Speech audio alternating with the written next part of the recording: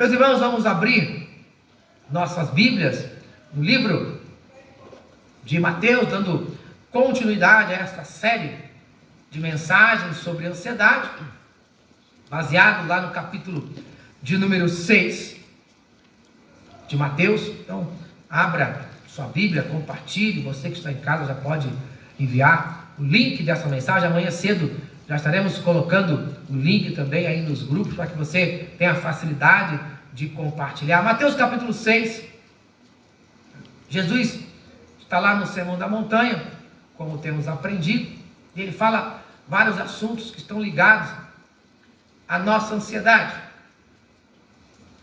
Semana passada, nós falamos no versículo número 27. Então vamos relembrar a semana passada. Capítulo 6, versículo 27, fala: qual de vocês, por ansioso que esteja, pode acrescentar um côvado ou uma hora ao curso da sua vida? E nós vimos na semana passada que a gente não pode confiar nos bens desse mundo. Por quê? Porque eles trazem ansiedade e eles não acrescentam nada a nós. A ansiedade, ela não acrescenta nada, muito pelo contrário, a ansiedade diminui a vida. Uma pessoa ansiosa, ela vive menos, ela está sempre apavorada. Então aquele dia seguinte: por que você está ansioso?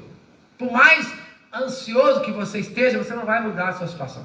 Então a ansiedade, nós aprendemos que a ansiedade, ela diminui a nossa vida. E aí na semana passada nós vimos lá o exemplo de Marta e Maria. Se você não viu, veja essa mensagem, né, sobre o exemplo de ser Marta e ser Maria, não é verdade? E nós chegamos à conclusão que precisamos ter um equilíbrio entre a vida de Marta e a vida de Maria, né? E esse texto se encontra em Lucas, no capítulo 10, versículos de 38 a 42. Na mensagem da semana passada a gente explica isso, que nós vamos ter um equilíbrio entre Marta e Maria, né? Entre Maria e Marta, nós vamos ter um equilíbrio. Que a ansiedade, ela destrói a nossa saúde e ela nos afasta da presença de Deus. Então, se você acredita que a ansiedade vai resolver o seu problema, pelo contrário, vai aumentar. Ao invés de um, você vai ter dois. É isso que o Senhor Jesus está dizendo na sua palavra. Hoje nós veremos o versículo de número 30, que ele fala que a ansiedade desse mundo, ela acaba com a nossa fé. Quando nós estamos ansiosos, nós perdemos a fé. Quando nós estamos ansiosos, nós nos afastamos de Deus.